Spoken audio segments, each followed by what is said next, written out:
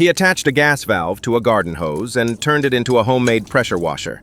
Yes, you read that right. That old gas valve sitting around your house, completely useless, suddenly became a piece of DIY engineering genius.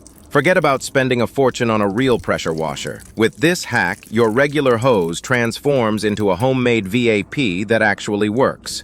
That's right, it really works. Want to see how he pulled off this trick using basically scrap? Just follow the step-by-step and watch with your own eyes how this hack cleans even stubborn dirt.